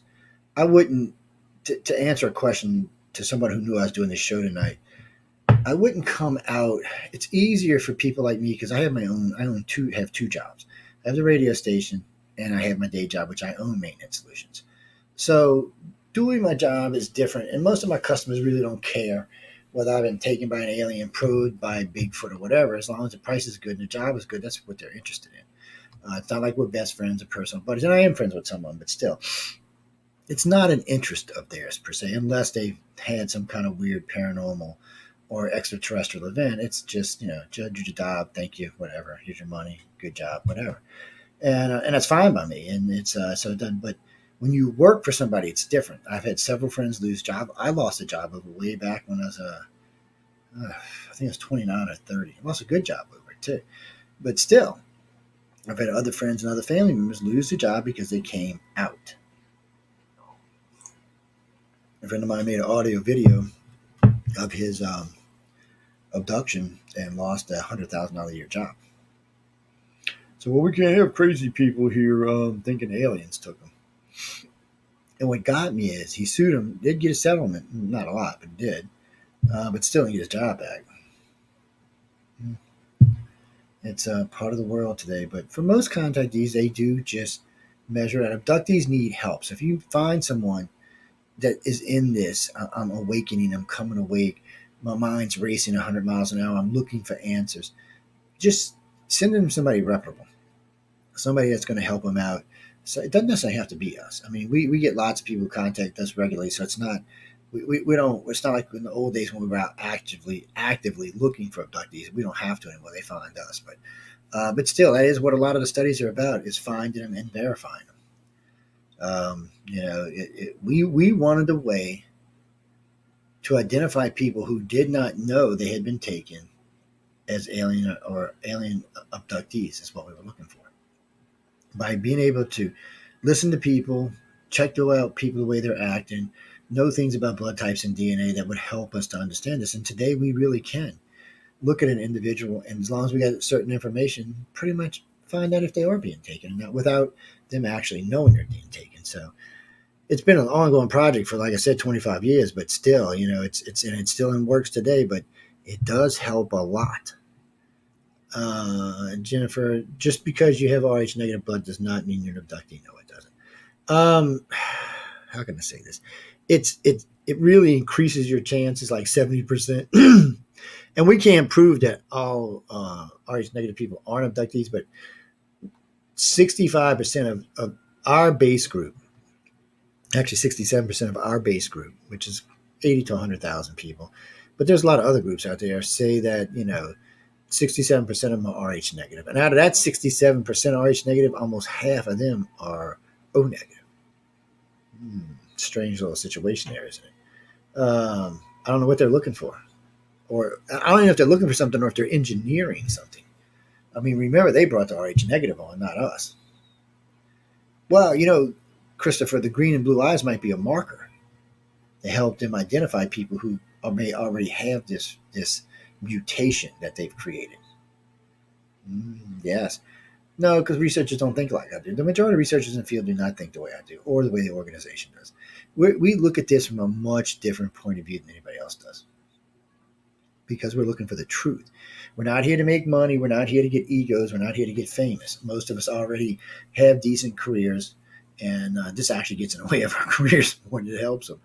And most of us spend more money on this than we make on it. So that's not what we're in this for. We're in for the truth. We want to know why they're being taken, why our citizens are being taken, what's being done to them, what's the long-term goal, and when is this going to stop, if it's ever going to stop. Or is it just going to get worse? Or is it going to get the same? Or is it going to stay the same? Or is it going to get, these are all things we want to know. We really, really, really, really, really, really, really want to know why they're here. We know they've been here a long time. Evidence suggests that this planet's been visited for at least 65 or 70 million years, thanks to the Pravada map. We know because of other things that are found in cave drawings on at least 50 to 100,000 years of humanity they've been here for, if not more. So this is a long-term goal for them. And remember, their lifespan is different than ours. So for them, when they look at a human who lives maybe 70 or 80 years, it's like a mayfly to them. It's like a day in their life. I mean, here's an alien that can live probably a million years in one stretch, but has the ability to upload its consciousness into a new body. So you don't know how old they are. They could be 10, 15, 20 million, 100 million years old as far as you know. They're an ancient race with an ancient bunch of people. So they can easily follow your family lines thinking, that Melinda person over there is only going to be about 80. So I guess 2 days from now, I'll have to get a new contactee. Yeah, because lifespans are different for them. They view it differently. And in a lot of ways, they consider us mayflies. We're here, we're gone, we're here, we're gone. I mean, it's a grand scheme of things. We don't even live as long as some of the plants on our planet do. Shit, for that matter, we don't even live as long as some of the animals on our planet do. You got to kind of wonder about that. Well, reptilians mainly. I think dolphins live about the same as we do. Elephants a little less than we do. Yeah. It depends on the dolphin species, actually. Some live longer, some live about the same. So, I mean, it's just... But here's races that live far longer than we do, have far more knowledge than we do, and simply are tracking what they're doing with us. And by knowing, and this is what kind of freaks people out. So the Greys that's abducting Gene today is the same Greys that was abducting Gene's great-grandparents removed 100 times. It's the same people. So they know your family intimately, much better than you would ever know. They know your history better. They know who you are better. They know your health issues better. They know your mental states better. They know all of it because they've been following you for that long. And if reincarnation is true, then they've witnessed reincarnation amongst their own contactees inside their own family lines, if it's true. And I do emphasize if. So doesn't it kind of put a different swing on things when you can live long enough to witness reincarnation in a race? Well, no, Chris, because whatever it is, whether it's a day or 100 days or 100,000 days or 100,000 years, it doesn't matter. That Gray who's been abducting your family since the project started. So if it started 100,000 years ago, he's been abducting your family that long. He's witnessed all of that. So if your family started out with X amount of people and they're all being reincarnated, he's seeing the reincarnations of these people. He's probably interacting with them, knowing who they were in a different life. If reincarnation is true or real. And I emphasize if because for my own personal beliefs, I kind of lean more towards the multiple dimension theory than the reincarnation theory. Well, it's kind of the same, but it's different. It's just it all happens at one time versus spread out over how many other lifetimes. Yeah, because it is. It's a million billion lifetimes, but it's all happening basically at the same time. And then everybody dies and snaps back into one soul. That way you get to witness, you can try everything in the universe, good, bad, and indifferent. See, that's what I never did like about, at least with reincarnation, you're progressing forward or trying to progress forward. And dimensional stuff, you're not. You're just doing it all at one time. So good, bad, whatever's in between. There's a lot of in between, a lot of the gray zone, which y'all can always catch on Saturday. The Gray Zone Uncensored, Mrs. Michelle Dochery and Joe Montaldo. Right now, we're in disclosure this month until the end of the month, and then we'll be getting into some serious stuff. Maybe we might start doing some what scientists can't explain on the planet. I'll talk to Michelle about that for the shows in July. But right now in June, we are in disclosure month, so we are still disclosing information left and right. Mark, I don't. You mean, do I think Joe Biden's going to get on PA and go, "Good evening, America. Guess what? You've been probed." No, I don't think he's going to. Half the time, I don't even think he knows his own damn name, and Kamala's an idiot. And I will say this. At least with the last crazy guy that was in office, he made this stuff. I've never seen a president keep his word like this guy did. So he said if there was stuff to disclose, he would get it disclosed. No one in the field. First off, most of the people in the ufology, not in abduction, but in ufology, are liberals anyway, so they weren't going to believe anything he said. But somehow or another, he slipped this into the last stimulus bill that forced the Pentagon to release this. This is the president that everybody hated. The first president that ever got real disclosure done. I'm confused now. Oh, actually, Chris, I didn't vote for either one. I'm sorry. Sorry, dude. I don't really want to get into that, but I got to say, I didn't vote for presidents in the last two elections. It's the first time in my life I didn't vote for presidents. Yeah, I don't want to get into that. No. I got my reasons why, though. No. I've actually liked some presidents, both Republican and Democrat, and I voted both ways. I got a firm thing. It doesn't matter what I'm voting for. I vote my conscience. I don't vote parties. Only losers vote parties. Sorry, guys, but it's true.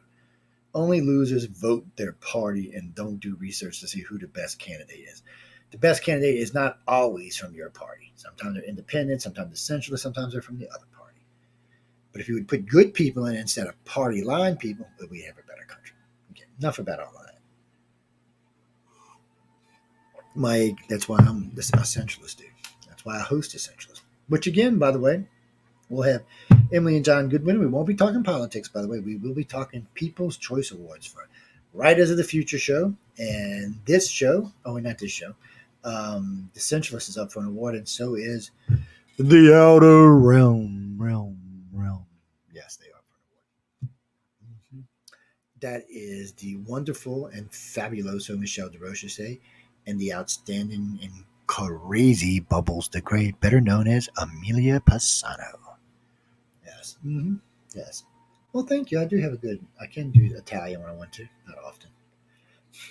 So, wait, hold on a second. Before we start Q&A, and hold on. There was a couple of things I want to say, but we'll make it some Q&A. Well, you know what? I'll take a few questions, and then I get something I want to finish up with. So let me get my glasses on so I can read better. So we got the email open, we got the multi-chat rooms open, and we've got the Pal Talk open. Okay. So let's see. Sorry, guys. I don't know why I'm trying to lose my voice tonight. Apologize for all that. So, JB, what do you got for us, JB? Okay, so you think you're a contactee. No, you think you're an abductee. I'm sorry, I see what you just wrote. So you're having these dreams. You're starting to have them. It was showing up about once every couple of months. And then you noticed that you thought it was reoccurring. And then once you realized it was reoccurring, it started showing up like bi-weekly. And now it's every third day or so. So, what is it? Can you? I know it's going to be too much to write out. Can you just give me like a brief? While you're doing that, I'm going to answer Clara Reese's question.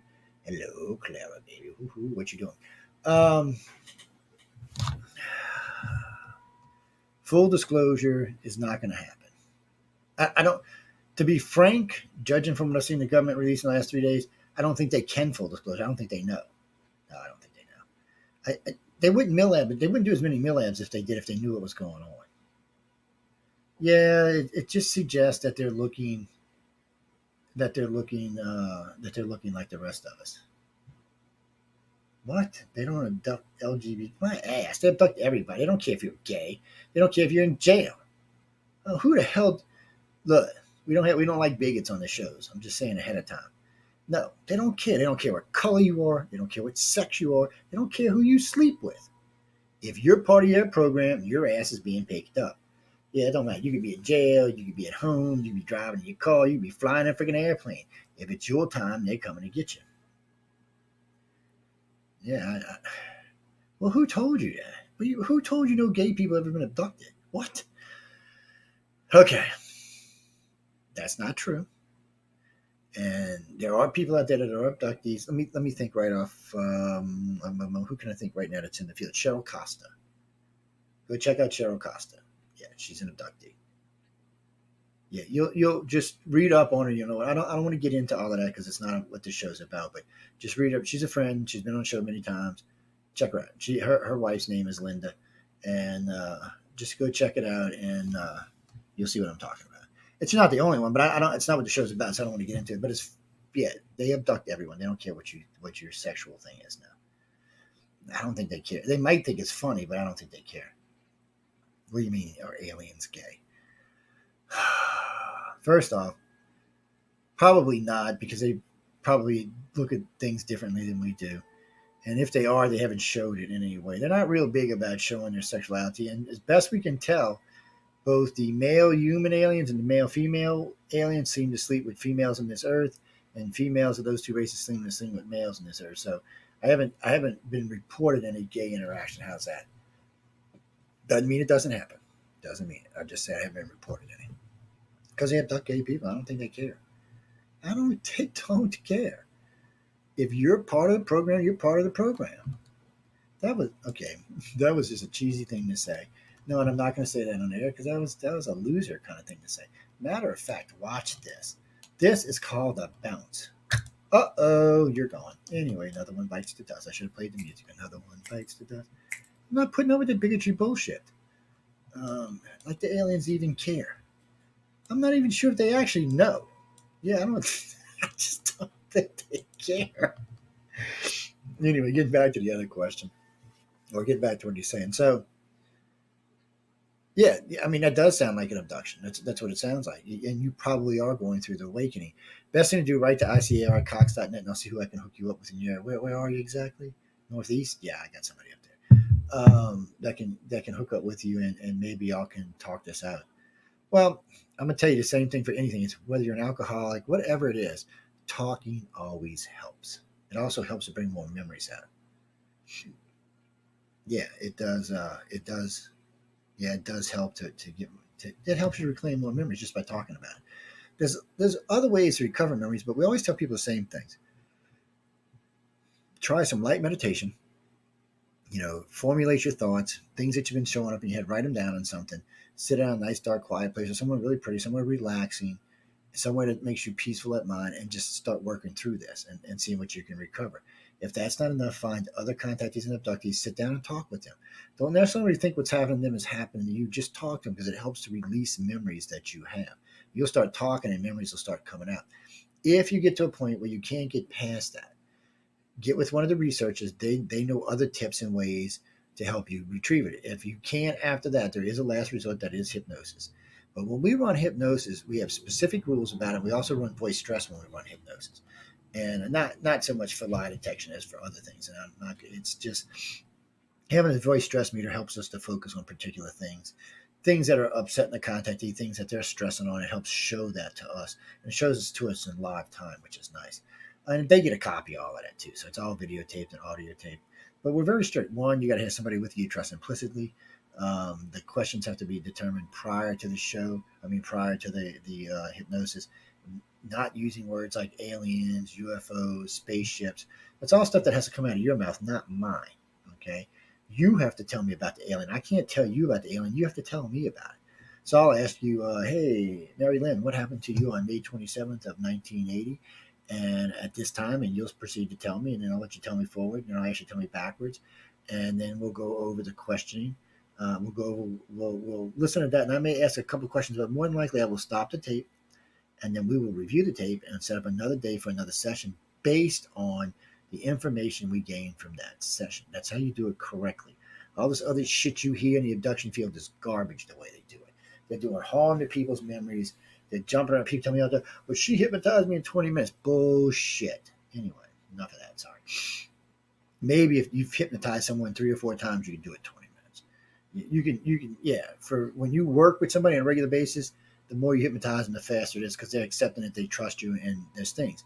But that's only for people who really trust you. Other than that, it takes a little effort to hypnotize someone. And don't ever tell me you're too smart to be hypnotized because the smarter you are, the easier it is to hypnotize you. Yes, I'm sorry to say that. Mm-hmm. Don't know what to tell you. Don't get all upset at me. I don't make the rules.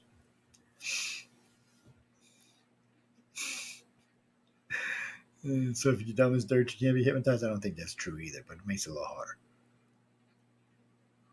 Mm. Well, because you want to know why it's easier to hypnotize straight. I mean, yeah, because they their brains are more focused.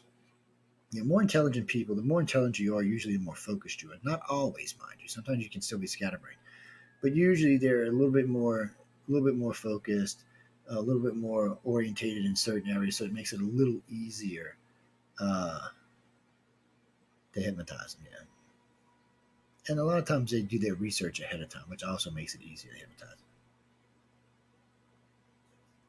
Yeah. Let me see. Yeah, we got time for a few more. Let's see. Oh, so you're going on the Geraldo Rivera? That's copyright, man. You better be careful with that name. Anyway, Geraldo, what you got for us? You're a lifelong contactee. You're 45 years old. You found out when you were 20 that you're a lifelong contactee. Well, I'm glad to hear that. Who, do you mind me asking, who was your, oh, really? Oh, I didn't know that. Uh, what name were you going under at the time? I see all the reports. Everyone crosses my desk. Sooner or later, they can't be approved to the database without me seeing them. I've seen every piece that's in there. Mhm. Oh, I don't have to read every piece because I got investigators for that. But you know what? Hold on. What? Can you text that to me? Hold on. Let me see. You know what? Let me access. Hold on a second. Shit. Let me send that in y'all's ear. Uh, First reported abduction to the organization in 2001. Jesse was your investigator. I see that. And you were handed over to Mary Lynn, who handed you over to. Oh, yeah. Yeah, they spent some serious time with you. Huh? You should join. Why don't you join? It doesn't show you as a member. You should join. You still can. No, we don't spam anybody. It's just. No, I appreciate it. So you contacted us and somebody got back with you and they probably told you that they needed you to talk to such and such because you needed to kind of let them understand and it progressed up till you got to who needed to investigate you. Yeah, I know exactly who did your hypnosis. I can see it right here in the thing. Hmm. Oh no, they passed. I didn't know you didn't know that. Yeah, they did about a year ago. I don't think it was a COVID. I'm sure COVID got blamed for it, but I don't think it was COVID. So I know. Well, no, I'm glad. I'm glad that they could help you. Well, that's what I'm saying. See, I see my sign off on the case right there. I can see my initials JPM on it. But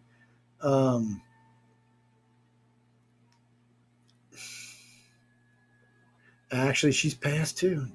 Angela Joyner passed this year. COVID. Yeah. Complications. COVID. Yeah, killed her.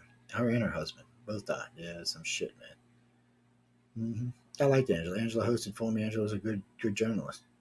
She was nosy, and that's what makes a good journalist. Yeah. No, I didn't know the two who you came in with. Yeah. Yeah. It shows Jason and Jesse. Well, that makes sense if you came in through Angela because that's who she'd have probably gave you to. She was friends with him. That's why. Yeah. Yeah. Yeah. But anyway, getting back to the real stuff, and people are like, "Why is these two people chit chatting?" Um, so you've been dealing with that. So you're considered a contactee now, and you're dealing with it. You took the course, learned how to put the psychic abilities into your. I know, isn't that great? Learning that you can use that to help. So what do you do? You're a salesman. You're good, I imagine. You do pretty good for yourself. Yeah, I figured that. Well, because you can tell usually, when you're talking to someone, you can tell what their closing price is going to be, or if you're too high, too low, if you've got them, if you don't have them, if you've got to go to extra mile. Yeah, you'd be surprised, and quite a few contactees find themselves in positions, commission-based jobs, where they make good money. Because when you have that extra ability to know what someone's feeling or thinking or sensing, it makes it much easier to close a deal. Yeah, that's what I'm saying. So, but no, thanks for writing in. I appreciate it, man. No, we're still around. We're not going anywhere. No, we'll be around. Even when I'm gone, I'll still be here. There's lots of directors. Actually, now that you brought it up, the International Community for Family Research is in the middle of a complete restoration.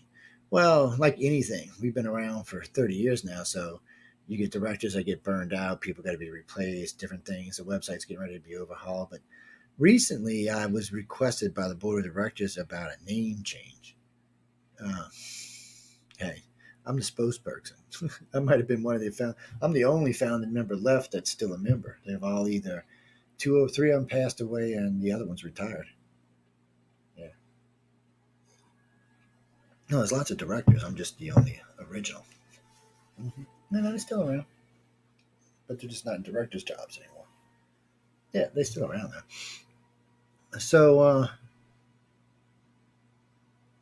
well, I know it's hard in the beginning, and I know reading the footnotes in your case and all that you had some transitional problems, some pretty good ones from what I can see. Uh, to arrest for alcoholic abuse, stayed high for 2 years. This is your own admittance. Well, nobody knows because I haven't said who you are, your name was. I know. No, it's not uncommon for abductees to go through these kind of issues because either they're trying to find something or they're trying to bury it or hide it. They don't want to think about it. Hey, look, alcohol works good for that kind of stuff. It's not the way to go, but it does. When you're that far gone, it does help. Yeah, I'm glad. I'm glad you got with the group that could help you out. Yeah, I would imagine one of the first things they told you is you had to get your drinking under control and your drugs, or they weren't going to help you. No, it sounds just about what the organization would say. They made you sign a pledge. Yeah, Sarah, that's what I'm saying. Well, the pledge is if we're going to work with you, we're going to spend the amount. I don't want to say waste, but spend the amount of time we're going to do with the individual because we don't get paid for this or anything. We want to know they're serious and they're going to be involved. Yeah, and it doesn't always work out, but it does more times than not. People get upset about it sometimes. They want to they don't want to talk about it anymore. It aggravates them. So in your case, let me ask this: I know it said that you were married, got divorced, and I see the last notation in your case, which was about 4 years ago, said that you were engaged. So how'd that go? Wow, I see. I'm not going to say her name, but she left a notation that you took her advice and found someone who had been contacted. Is that true? Y'all married? Still married? Everything's good? Uh, one 2 year old and another one on the way. How's y'all's career? Everything's good. You both accepted. You both talk about it. You try to help other people when you can, and you get involved. That's all you can do, my friend. No, look, we're always looking for directors. I don't know if we got one in your area, so in your particular state, but well, I just said I've been cleaning house, so I'm gonna go through and see who's who, what's what. That's right to me at iCarCox.net. Yeah. No, I give that one out on here. There's another email I'll give you when you write to me at that one. Yeah, I don't like giving my other one out because I get tired of too much email on this one. And the other one's really, it's a personal email. It's a really old email. It's like 35 years old. Yeah, it's been around for a while. But no, thanks for the comments and writing in. Appreciate it. Texturon Cordova Malus. Oh, I can't even say that, sweetie. Uh, oh, another testimony. Wow, I love y'all. Where are y'all coming from tonight? Oh, well, I know who you are. You're talking about the elevator in Stevensville, right? Oh, well, how you been? Yes, I know. I started your case. I know. It's rare that I start a case. Yeah. No, yours is very interesting, and I know recently your investigator was or your researcher was telling me some new stuff about y'all. Yeah, yeah. You know, it's interesting you said that because there's been some weird poltergeist shit going on with a couple of abductees lately. So we don't know if it's actual poltergeist, meaning something paranormal poltergeist, or if it's something that's being generated when aliens are present, leaving, or coming. You know what? There's a couple of experiments we can do to check on it. Matt, you know what I'll do? I'll write to your investigator and ask them to put it in. Well, I don't know if they had been briefed on it. That's something new we started doing about it. Well, year and a half. But not all the directors. It takes a little while to trickle through everybody. Well, better yet, ask them, and if they don't, just tell them to give me a call. They got my number, so they just give me a call. Yeah, no, it'll help you to well, it'll just help you through some of this and get some of this out. That's what we're here for. Like I said, we don't get paid at all in any shape, form, or fashion. We could do a lot more press if we wanted to, but our thing is we've always been an organization. We want people to know we exist, but we don't necessarily need to be on TV all the time or on the radio all the time. I mean, it is the reason the UFO Paranormal Radio Network got funded in the beginning and founded was so ICAR had technically United Public Radio belongs to the International Community Alien Research. It was founded for the fact that the organization needed a way to put out information without having to wait for invites on other radio shows or TV shows. These days, we've got millions of followers and all around the world, so it's easier for us to put out data through our own networks, which is assimilated by other networks because Uh, oh, I'm sorry, Marissa. Yeah, I was. I was supposed to be on his show today. We had internet issues. Well, I had a Australian interview today and a UK interview today, but we had a storm come through, and we thought about doing them over the phone, but phones are just not as good as the audio we have from there. So anyway, one of them set up for next Wednesday during the day around noon, and the following set up for Saturday earlier in the day. But I'll post to the page so y'all can find them and come listen. One's going to be about alien abductions in other countries. It's countries we specialize in, like Australia. And one's going to be on contact. Well, it's going to be on whatever the hosts want to talk about. I mean, it's up to them, really. But that's the conversations we're going to be driving, if that's what you're asking. That is my frog who likes to be on the air with us sometimes.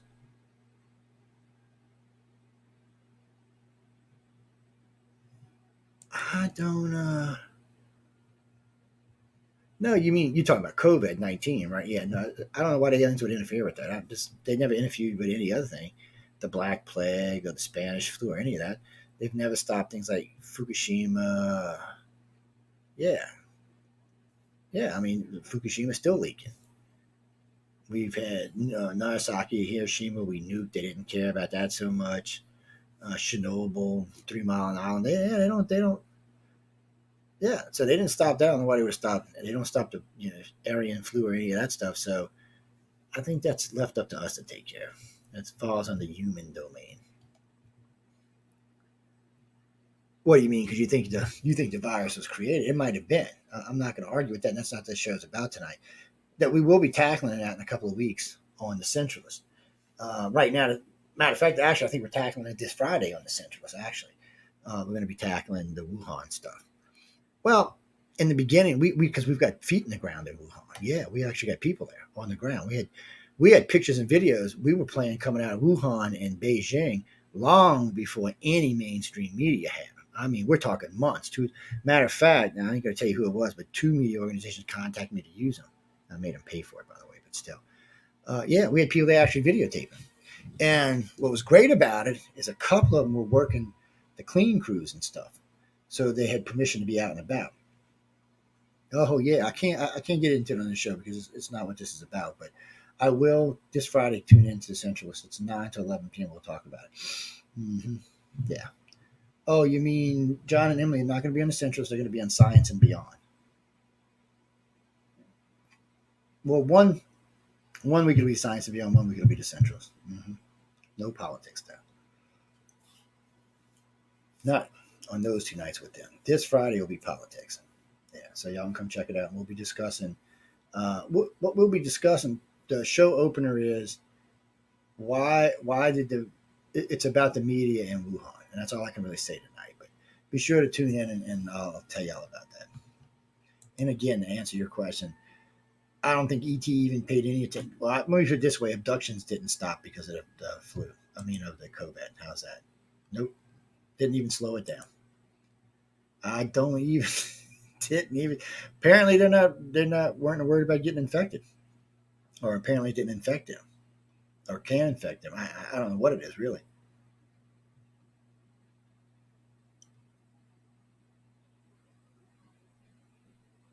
Yeah, I don't. Yeah, I seen that. I did see that. The reporter in Mexico that was talking about Camilla turned out to be a stage. But yeah, I did see that. But that's not for this show either. That'll be on this. On this. What? Okay, English. No politics on this show. No politics. No, this has always been a no political show. Only unless it ties into extraterrestrial contact do we talk about politics or religion for that matter.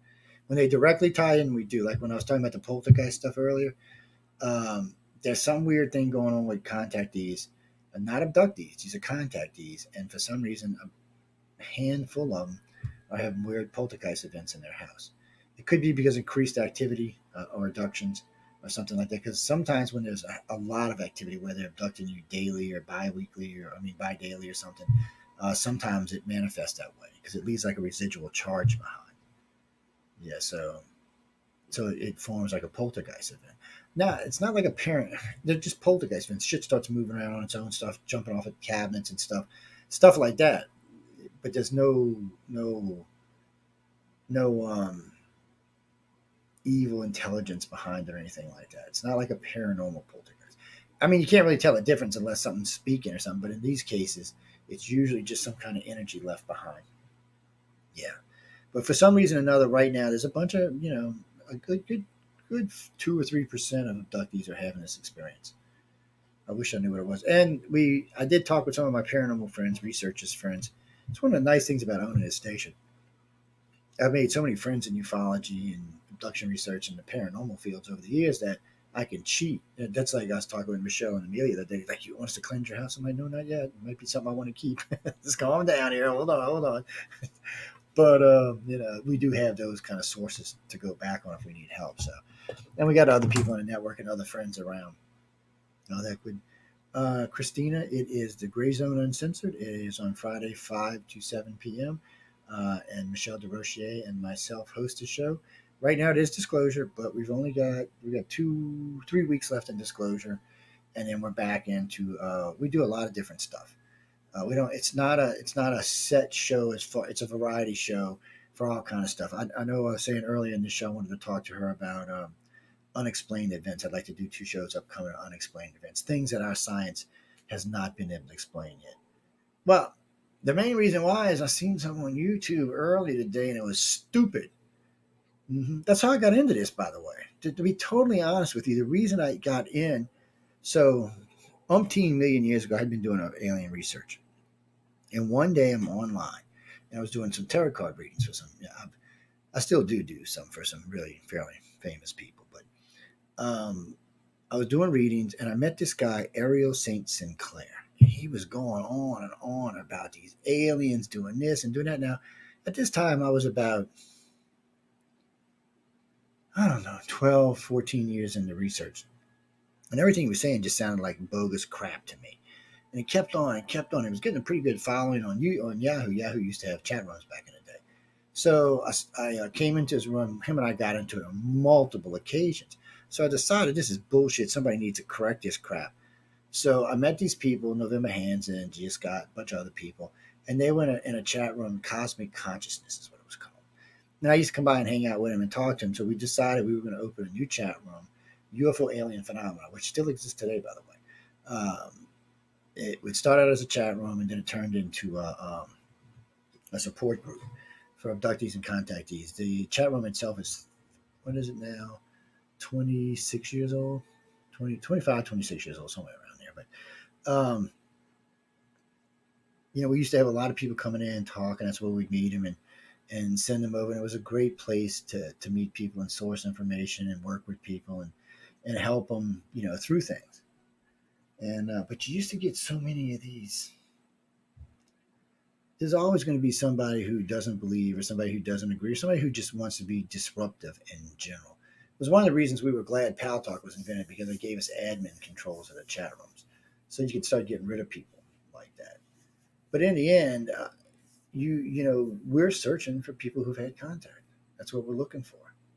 We want to know people who have had real contact, whether it's an abduction, whether they're contactees, or whether it's something higher up the ladder, like a keeper, or like a keeper, or a communicator, or one of the others. They get out into the general public and spread the word. And remember this too, ladies and gentlemen: just because someone's telling you that this is the word of the alien doesn't actually mean it is. Okay, I don't want to be rude about it. But contactees have a tendency sometimes to, how can I say this politely, ad lib. Yeah. Because we don't understand everything we see or hear, for that matter. Because a lot of things get entered in our head that just doesn't make sense to us. We see things on board craft that just doesn't, two and two is not making four, it's making like 40. We just don't understand some of the stuff that's shown to us. So we ad lib. It's like seeing a face in a fire and making it into a face you recognize. Yeah, it's your brain's way of keeping you sane. Yeah, well, it's a shame it works that way, but it does. You mean, oh, Francesca, I haven't seen you in a while. Where you been hiding? You still working for NBC? Tell tell Mad Cal Matto I said hi. No, by the way, they still haven't let me in to do that interview. I still got it. They got it too. They got the lock key for it. I don't. They paid me not to air it. But anyway, enough about that. That's not for this show either, ladies and gentlemen. It's another show y'all can ask me about on one of the news shows. So, how you been doing? Good, good, good, good, good. When? So, what you're telling me? So, you were on location 4 years ago in Iran, right? 5 years ago. Okay. Obama was still president. Yeah, 5 years ago. All right. What? Oh, I'm not going to ask. No, I was going to ask you what you were doing there, but anyway, I'm not going to ask. So basically, you were there as a reporter for NBC. Oh, y'all were there for the turnover. Yeah, I know what you're talking about. Yeah, I'm not going to get into that either, because that the turnover thing is a whole sore spot with a lot of Americans. Yeah, but anyway, so you witnessed it there, square like a board cube. But so what you thinking? It's 100 yards by 100 yards by 100 yards. That's pretty big. I mean, it's not huge, but it's pretty big. The size of an aircraft carrier, at least, maybe a little bigger. Just hovering over their main city. What do you mean? Everybody was acting like they had seen it before. You know what? You need to, just because I got to go, because I got to turn this over to the outer realm. But send me the whole report. Yeah, no, I'll call you. We'll talk about this another time, maybe over the weekend. No, I'd like to hear more about it, but I ain't got the time right now. 5 minutes till, 4 minutes till, actually, so I got to go. Coming up next, guys, the Outer Realm with L.A. Mazzulli's on with him tonight, so y'all should enjoy. He's always a blast for a lot of information. He's been on and off this network more times than I can count. More times than I have fingers and toes to count with, for that matter. I have to break out the calculator. On that note, I want to thank everyone for. I see there's a lot of more testimonials tonight. It was nice to see y'all show up tonight. I didn't know who was going to show up tonight. I see quite a few more questions in here, so we'll get that next week. Remember, people, use the YouTube chat room. That's why I started including the link with the advert, so y'all can use it, so y'all can pop right in there, and it's easier for me to take questions there, because right now I've got an email open, two chat rooms, and StreamYard open, so it gets a little confusing, and sometimes I forget who the hell I'm talking about.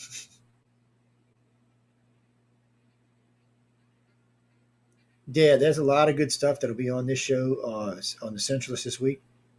A lot of hardcore politics we'll be going over, from Como to Newsom to what Biden's doing in Europe right now, to where the economy is, to who's paying what, talking a little bit about Russia, China.